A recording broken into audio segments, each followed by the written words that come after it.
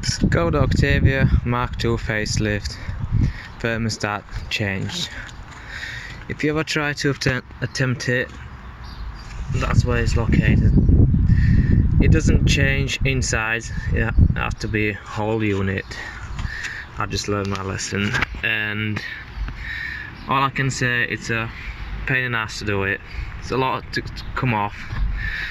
Intake manifold, fuel rail, as you can see, all this, EGR, all comes out as one.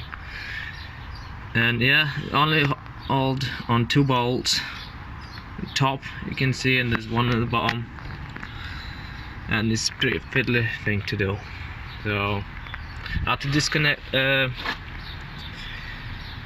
generator as well, just because generator wire was in the way to undo bottom bolt. And yeah, that's pretty much it. Now I'm gonna build it all back together and see how it goes.